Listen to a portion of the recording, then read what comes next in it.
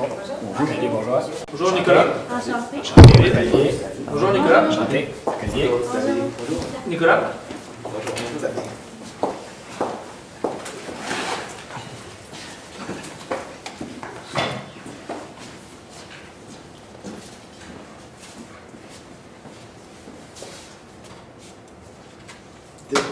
Désirez-vous que j'effectue la lecture des consignes en anglais ou en français? En français. Chaque équipe dispose de 20 minutes afin de présenter son cas au juge. Les 5 premières minutes de la présentation sont considérées comme étant protégées. Les juges ne peuvent donc pas intervenir lors de cette période. Les 10 minutes suivantes sont considérées comme étant non protégées. Le début de cette période vous sera annoncé à l'aide de cette cloche. Lorsque la période non protégée sera terminée, je sonnerai la cloche de nouveau. Les juges ont la possibilité d'interrompre ma présentation afin de poser des questions de clarification sur le sujet présenté à ce moment. Le juge devra se limiter à 15 secondes pour poser sa question. Durant cette période, les juges devront se limiter à une question par diapositive. L'équipe doit répondre à la question, mais peut ensuite continuer sa présentation sans attendre l'accord du juge. Les juges ne pourront pas poser de questions sur un sujet ayant déjà été couvert ou qui n'a pas encore été présenté. Ces questions devront être abordées durant la période des questions à la fin de la présentation. Les 5 dernières minutes de la présentation servent à conclure la présentation et sont à l'abri des questions des juges. Je montrerai des cartons affichant le temps restant une fois qu'il en sera 10 minutes, 5 minutes, 2 minutes, 30 secondes et ferai le décompte des 10 dernières secondes en utilisant mes mains. Une période de questions d'une durée maximale de 5 minutes est allouée au jury à la fin de la présentation. Je tiens à rappeler au jury qu'il est obligatoire de poser au moins une question lors de cette période. J'inviterai maintenant les juges à se présenter. Bonjour, Charles Vaudeville, directeur Trade Marketing pour la Brasserie Labatt au Québec. Bonjour, Julie Chandelier, directrice en gestion de catégorie pour le Québec. Marc-Olivier Bourgeois, directeur régional des ventes pour la BAT. Nicolas Roger, directeur de la stratégie marketing pour le retail. Xavier Freeman, entrepreneur en technologie. Enchanté.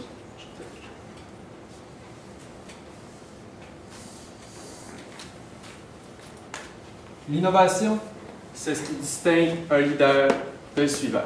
Ça peut paraître simpliste, poser sur une diapositive comme ça, mais en réalité, ça a été le fondement même de notre recherche. Comme vous savez, bon nombre d'entreprises font leur apparition dans ce monde. Certaines vont connaître du succès et d'autres vont en connaître un peu moins. Mais pourtant, ces entreprises peuvent partager un point commun. Peu importe leur degré de succès, ils peuvent survivre à long terme ou à court terme. Et à court terme, comme vous savez, c'est à éviter, puisque peu importe le niveau de succès, on ne pourra pas savoir leur étendue au fil des années. Et c'est pourquoi, aujourd'hui, nous avons un exemple d'une entreprise qui a su performer à long terme. Et c'est pourquoi, aujourd'hui, nous vous présentons le cas de Labatt. Labatt, une entreprise qui a été fondée à London, en Ontario, en 1847, démontre bien comment une entreprise se crée des idées importantes dès le départ et possède des principes vitaux et importants afin de perdurer au travers de ces nombreuses années. Et c'est pourquoi aujourd'hui, avec l'aide de mes collègues Cynthia Caron, Jonathan Gagné, ainsi que moi-même, nous allons présenter la solution que nous avons trouvée pour vous, Jean Delahaye. Alors, notre mandat d'aujourd'hui consiste à augmenter l'achalandage et les ventes de bière, volume et revenus, et optimiser l'image de marque et le marketing des dépanneurs québécois. Alors, pour ce faire, le plan de la présentation, nous allons vous présenter l'introduction, par la suite, le diagnostic autant interne qu'externe de l'entreprise, les solutions auxquelles nous avons trouvé pour vous, les perspectives d'avenir que ces solutions vont permettre d'apporter à votre marque, la conclusion ainsi que les questions pour répondre à tous vos doutes. Alors, pour commencer, l'analyse interne de l'entreprise. Il y a bien sûr des forces et des faiblesses. Alors, pour ce qui est des forces, on remarque notamment la notoriété des bières. Il suffit d'être un Québécois ou même un immigrant qu'après une semaine, on peut entendre la marque Budweiser comme étant connue. Que ce soit par les bières comme la Pandé, la Corona, la Crush, la Bush. Désolé pour l'erreur. puis on remarque que la BAT est omniprésente dans la province du Québec. La marque, c'est un leader, surtout au Québec. La bière est omniprésente. Et aussi pour l'omniprésence dans le milieu sportif. Que ce soit pour le match du Super Bowl, là où que la bière coule à flot. On remarque surtout la publicité Budweiser à la TV à chaque année, je le remarque toujours. Et c'est pour ça que dans le football, c'est bien important. Également, on remarque que dans le hockey, quand on regarde les estrades, je vois souvent des joueurs, des partisans avec leur verre de bière à la main. Ça a tous les blagues. Et, ouais.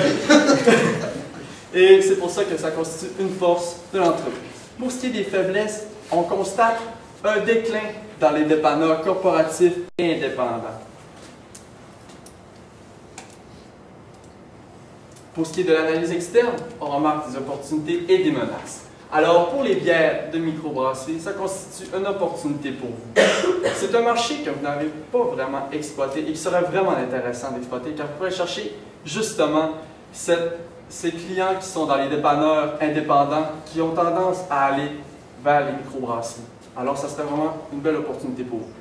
Pour ce qui est des menaces, la perception des clients que la bière fait grossir. Certains vont refuser de prendre la bière justement pour éviter d'avoir cette bedaine de bière. Alors, oui, ces derniers vont peut-être opter pour la bière à faible calorie, mais ça reste quand même une menace à surveiller. Les concurrents tels que Molson Coors, ce sont des concurrents qui vous poussent dans le derrière, je peux me permettre l'expression. Alors, il faut toujours les surveiller et s'assurer justement de rester à l'avant. La popularité croissante des microbrasseries, les clients se dirigent tranquillement vers la microbrasserie. On constate justement un intérêt croissant pour aller vers les bières de microbrasserie. Et c'est justement pourquoi nous vous conseillons d'aller vers cette opportunité des bières de microbrasserie. Les solutions que nous avons pour vous, ça consiste, ils vont être présentés par un plan marketing, le plan financier et les financiers pour respecter justement ces deux types de plans. Alors, je vais laisser la parole à ma camarade Cynthia Caron pour la suite. Au niveau du plan marketing, on sait qu'il existe 5 tranches d'âge, 5 types de clientèle. Nous, dans le fond, on a décidé de vraiment miser sur la tranche d'âge 24 à 37 ans, puisqu'il consiste à être c'est eux qui ont le plus grand pouvoir d'achat pour 2020. Ces clients-là, c'est des clients qui sont très économes, si on peut se le permettre. Mais ils vont quand même être ouverts d'esprit pour les nouvelles sortes de bières, mais ils ne s'attachent pas nécessairement aux marques, comme ils peuvent être ouverts d'esprit à des bières de microbrasserie ou peu importe. Ils sont ultra connectés aux plateformes numériques, d'où l'importance des applications mobiles, programmes de fidélité, la vente en ligne, pouvoir trouver les produits en ligne. La tranche d'âge 24 à 37 ans représente les milléniaux. On a les avides de plaisir, les aventuriers et les ambitieux. Ça, c'est les 3 catégories de la tranche d'âge 24 à 37 ans qu'on a ciblées pour notre plan marketing. Donc, notre solution la plus importante est de créer une application mobile qui sera complètement gratuite. Elle va être disponible sur la plateforme App Store et Google Play. L'application mobile va consister à différents onglets. On va pouvoir voir qui sommes là-bas, voir leur historique, les partenaires. Ensuite, on va être capable de voir les points de vente. Donc, tout dépendamment de l'emplacement où vous vous trouvez, vous allez être capable de savoir tous les points de vente à proximité de vous qu'on peut trouver des produits là-bas. Ensuite, il va y avoir tous les produits avec leurs caractéristiques de façon détaillée. Il va aussi avoir, exemple, de quelle façon on peut agencer telle bière avec tel aliment. Donc, il va y avoir des suggestions proposées. Ensuite, il va y avoir un onglet des coupons échangeables. Donc, pendant une semaine de temps, l'application mobile va distribuer des coupons échangeables. Par exemple, 20% sur une caisse de 12. Les gens qui possèdent l'application mobile vont avoir une semaine pour récupérer le bon, pour l'échanger dans un endroit, peu importe que ce soit un supermarché, un dépanneur, ils vont pouvoir échanger le bon contre le produit de leur choix. Ensuite, il va y avoir la catégorie des souhaits. Étant donné que ça n'existe pas encore, la vente en ligne, on peut quand même placer dans la catégorie les souhaits, les bières qu'on voudrait déguster dans le futur, qu'est-ce qu'on aimerait acheter, qu'est-ce qu'on aimerait essayer seulement. Et le dernier onglet, et non le moindre, est Mon profil. Donc, dans Mon profil, il va y avoir un programme de fidélité. Ça, c'est le point le plus important de notre plan marketing. Donc, le programme de fidélité, comment ça marche? Dans le fond, un client va s'inscrire sur l'application mobile, puis le but, c'est d'atteindre les 6 badges pour devenir VIP. Les 6 badges se suivent un à la suite de l'autre et n'ont pas de date d'expiration. Je m'explique. Le premier badge étant de compléter ton profil. Donc, sur l'application, tu inscris tous tes renseignements, l'endroit où tu vis, tes préférences, tes goûts, ton âge, etc. Donc, ça nous permet aussi de recueillir des informations sur la popularité de telle bière pour tel âge, etc. Quand on complète ton profil et qu'on achète une fois dans peu importe quel endroit, ça nous donne 5 sur un produit de notre choix pour le prochain achat. Le deuxième badge étant d'acheter 3 fois. Donc, acheter 3 fois des moments différents. Donc, pas dans la même journée. Ça nous donne droit à 10 sur la prochaine facture. Le troisième badge étant d'acheter 5 sortes de bières différentes. Donc, par exemple, Palm Bay, Bud, de la Corona, peu importe, que ce soit 5 sortes différentes dans des moments différents dans une année, par exemple. Et lorsque ceci est atteint, ça vous donne droit à 25 sur un produit de votre choix. Que ce soit une caisse de 48 ou une caisse de 4. Ensuite, le prochain badge étant d'acheter 5 fois. Ici, j'ai mis un astérisque parce que c'est acheter 5 fois des montants minimum de 50 $. Parce que sinon, les gens achèteraient toujours des petits montants de 5, 10, 12 $. Quand on achète 5 fois, ça continue. Acheter 3 fois, bien, acheter 5 fois, c'est la suite. Fait que le badge d'acheter 5 fois se complète aussi lorsque l'acheter 3 fois est complété. Ça vous donne droit à 15 sur votre prochaine facture. L'avant-dernier badge étant de dépenser plus de 400 $. Comme je vous dis, ça peut durer 2 ans, ça peut durer 1 mois, tout dépendamment des désirs du consommateur envers la bière. Lorsqu'il atteint 400 $ d'achat, il reçoit une caisse surprise. Donc, c'est soit le supermarché ou le dépanneur qui va décider quelle caisse pour tel mois va offrir à ses clients. Le dernier badge est le plus important puisque c'est lui qui permet d'accéder aux privilèges de VIP. C'est le dépenser plus de 750 $. Donc, lorsque tu dépenses plus de 750 $, tu deviens VIP, mais tu reçois aussi une caisse de 12 bières gratuites de ton choix. Lorsque tu deviens VIP, à ton anniversaire, tu reçois un 30 de rabais sur un article de ton choix. Avec une caisse de 12 $. Ensuite, tu vas recevoir des objets promotionnels par la poste, qui va permettre de faire de la publicité, puis d'amener des nouveaux clients, comme par exemple des écouteurs, des gilets, peu importe quoi. Ensuite, les personnes qui vont être VIP sur l'application vont pouvoir voir toutes les nouveautés à l'avance. Ils vont pouvoir aussi voir les promotions à l'avance. Donc, par exemple, que les bons échangeables, il y a un 20 qui s'en vient, bien, les personnes qui sont VIP vont le savoir avant les autres. Donc, ils vont pouvoir se rendre à la journée même au supermarché, au dépanneur, quoi que ce soit. Puis, il y a plusieurs autres avantages qui viennent avec le VIP. C'est vraiment un VIP à vie. Puis, il y a tout le temps des avantages. Il y a des soirées organisées pour les VIP, des soupers, etc. Un autre aspect de notre plan marketing étant les réseaux sociaux. Vous savez, la publicité à la télévision, la radio, les journaux, ça prend de moins en moins d'ampleur, mais les réseaux sociaux prennent de plus en plus d'ampleur. Donc, moi, j'ai mis l'accent sur Snapchat, Instagram, Facebook et Twitter, puisque c'est les applications qui contiennent le plus de gens, en fond. Puis, les trois catégories de consommateurs que je vous ai dit tantôt qu'on s'intéressait dans les 24 à 37 ans, bien, eux, ils portent toute une importance aux célébrités. Ce qui veut dire que nous, on va y aller avec un système, les créateurs de contenu. Je ne sais pas si vous connaissez ça, mais sur Instagram, un créateur de contenu, nous, on va aller vraiment dans le domaine sportif.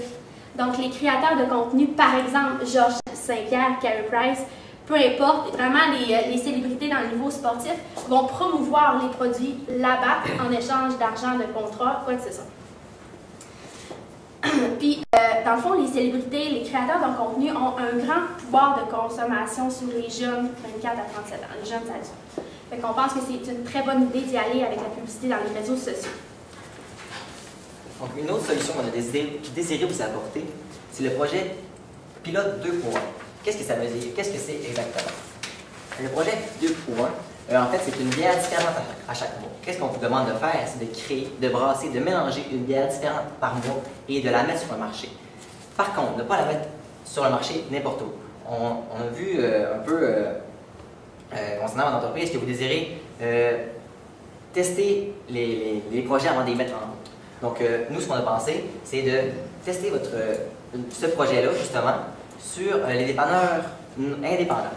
Les dépanneurs qui sont en train de chuter, où la consommation, où les achats sont en train de diminuer. En prenant ce dépanneur-là, ça va apporter des clients. Les clients quand ils vont rentrer dans le dépanneur, les clients vont être attirés à acheter d'autres choses et non seulement la bière. Ce qui fait en sorte que les dépanneurs indépendants vont voir leur profit augmenter et leur désir d'ailleurs. Le désir des clients va surtout provenir d'aller chercher la nouvelle bière. Comme on dit, une bière par mois. Tous les amateurs de bière vont vouloir aller l'essayer, vont vouloir savoir c'est quoi exactement. En plus, cette bière va être reliée à l'application mobile qu'on a parlé tout à l'heure. Sur cette application mobile, on va pouvoir voter, choisir si on l'aime, si on ne l'aime pas, dire nos commentaires, qu'est-ce qu'il y aura à améliorer, qu'est-ce qu'on n'aime pas, pour que vous, la BAT, vous soyez capable de la mettre sur le marché, éventuellement, si elle plaît à cette consommateur. Pourquoi on l'a appelé 2 pour 1? En fait, c'est pour combler 2 de vos besoins. Le premier besoin, le besoin en microbrasserie que M. Dubois citait tout à l'heure. Comme il l'a dit, les jeunes ont tendance à aller vers les microbrasseries locales et laisser la bière qui est faite en vrac, si je peux me permettre, de côté. Donc, pour contrer ça, en ayant une bière différente par mois qui est faite en microbrasserie, ça va permettre aux jeunes d'aller essayer, d'être attirés par ça et d'aller chercher une nouvelle clientèle. Le deuxième besoin qu'on a ciblé, c'est de contrer la perte de poids du marché de contrer la perte du poids de marché des dépanneurs indépendants. Comme on vous a dit, ça va aider les dépanneurs indépendants à avoir des clients et à continuer de tourner. Donc, bien sûr, des solutions comme on les a apportées nécessitent un plan financier. Vous avez budgété 460 millions pour effectuer tout ce qu'on avait là-dessus. On a décidé de le répartir en 3 années. 260 millions pour l'année 2018, 100 millions pour l'année 2019 et 100 millions également pour l'année 2020. Les 100 millions des années 2019 et 2020, ainsi que 100 millions des 260 millions de 2018, vont être surtout pour la publicité, les créateurs de contenu, soit les influenceurs Instagram, comme on en a parlé tout à l'heure, et les commandites. Les autres 160 millions, ils ne vont pas servir à rien non plus. Ils vont servir à développer l'application qu'on a cité tout à l'heure, ainsi que de payer les frais de publicité pour que le monde connaisse l'application et apprenne à l'utiliser. De plus, on va utiliser ces 160 millions-là pour optimiser les équipements afin de vous permettre d'être capable de créer la bière à chaque mois, de pouvoir la mettre en marché, etc. Donc, bien sûr, il y a plusieurs retombées économiques qui vont apparaître par la suite. Il va y avoir des retombées économiques sur les principaux acteurs tels que la BAT, le consommateur ainsi que les propriétaires de dépanneurs indépendants. Pour la BAT, c'est sûr que vous faire connaître comme ça, comme on l'a précisé dans plusieurs de nos plans, le marketing, etc., ça va vous permettre d'aller chercher plus de clients. Plus de clients veut dire plus d'achats, veut dire plus d'argent, plus de profit pour vous. Pour ce qui est du consommateur, eux vont pouvoir profiter des rabais qu'on a eu qui sont capables d'obtenir dans l'application cellulaire, ce qui va permettre de faire des économies et ainsi peut-être continuer à acheter. Aller acheter, ils sont en rabais, on va l'acheter plus souvent. Pour ce qui est des propriétaires de dépanneurs indépendants, comme on l'a dit tout à l'heure encore, excusez-moi, être les seuls à avoir la bière nouvelle à chaque mois va permettre aux clients d'aller là-bas et de faire tourner les dépanneurs indépendants. Donc, pour les perspectives d'avenir, nous, ce qu'on pense pour vous, en fait, c'est que vous allez avoir une possibilité d'acquérir un nouveau marché. Les jeunes, les plus jeunes, un peu dans le multimillénaux, qui sont plus axés vers les microbrasseries, vous allez aller en chercher une bonne partie avec les bières de microbrasserie. De plus, avec tout ce qu'on vous a présenté, vous continuez de respecter les 10 principes de l'entreprise, qui sont principalement basés sur le règle des instituts et la culture. Comme on l'a dit, on ne l'a pas encore dit, mais sur vous êtes vraiment axé sur la clientèle. Vous, votre point fort, c'est ce qu'on veut vous apporter, en fait, c'est vraiment un service à la clientèle, ce que les autres producteurs de bière n'ont pas, avec l'application telle que nommée tout à l'heure. Donc, pour conclure, vous nous avez donné le mandat d'augmenter l'achalandage et les ventes de bière, d'optimiser l'image de marque et le marketing. et le marketing des dépanneurs québécois. Afin d'augmenter l'achalandage et les ventes de bière, on a surtout opté pour la publicité, telle qu'Instagram, Snapchat, Twitter. Et finalement, pour optimiser l'image de marque et le marketing des dépanneurs québécois, on va opter plus pour la carte de fidélité, pas la carte de fidélité, pardon, l'application mobile, ainsi que sur le projet pilote 2 pour 1, pour les bières 2 pour 1. Donc, on peut voir qu'une entreprise qui souhaite innover, elle ne doit pas suivre un chemin, le même chemin tout le temps, mais plutôt se démarquer, puis innover dans son marché.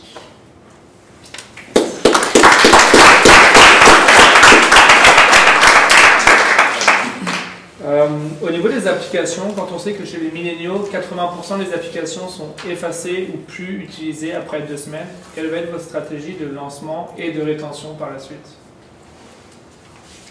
À fond, nous, on croit que si les applications sont supprimées, justement, c'est parce qu'ils ne croient pas effectives. Ils ne croient pas qu'ils vont être utiles.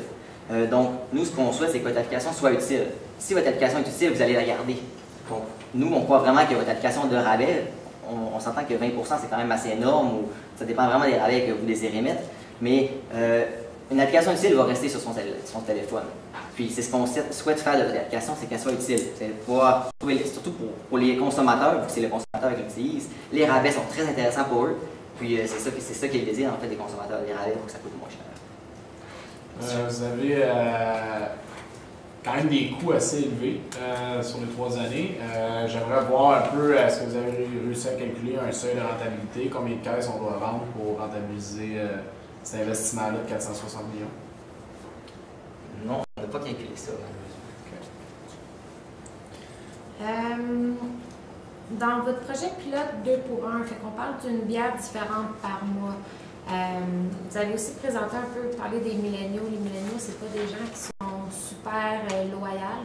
Fait qu'en créant une bière différente par mois, comment on est capable de garder ces gens-là? Parce que ça veut pas dire que d'une bière à l'autre, ils vont l'aimer ou ils vont l'apprécier.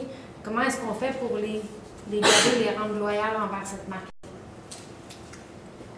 On sait que la variété des produits, la nouveauté, c'est super apprécié chez les milléniaux 24 à 37 ans. Ils aiment essayer des nouveaux produits, ils sont ouverts d'esprit.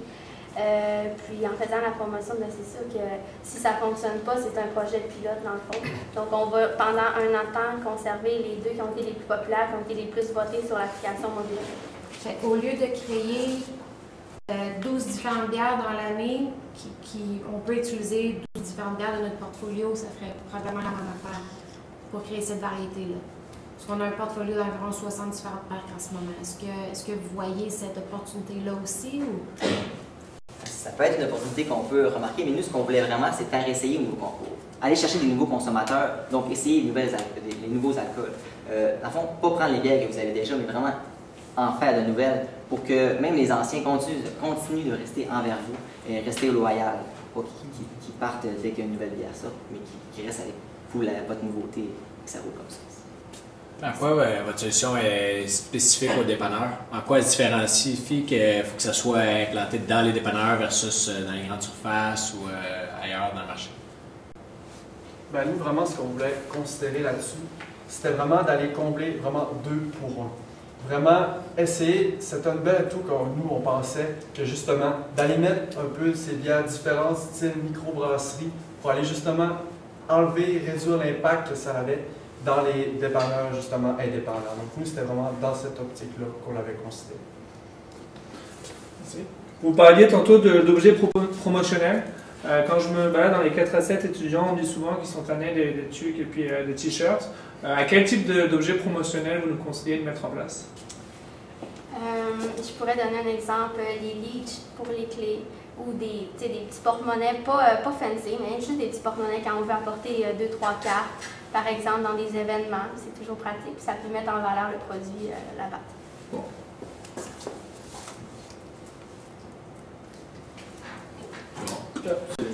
J'avais des dernières questions. Vous avez 6 badges, si je ne me trompe pas, sur votre carte de fidélité avec plusieurs paliers. Et vous dites qu'après 3 achats, vous allez obtenir des rabais supplémentaires. Comment vous êtes capable de savoir que la personne a acheté pour la 3e fois? En fait, l'application cellulaire, il va y avoir une ligne, pas une ligne de temps, mais une ligne directrice. Exemple, après un achat, on voit que c'est arrivé au 1/3 de la ligne. Puis c'est vraiment en scannant, dans le fond, l'application, qu'on va être capable de tout le temps enregistrer les achats antérieurs. Au point de vente, dans le dépanneur, c'est ça? Oui, dans les dépanneurs au supermarché, tous les points de vente, qu'on vend des produits là-bas. Fait qu'on équipait tous les dépanneurs avec un système de scan, c'est Oui. ça? Merci.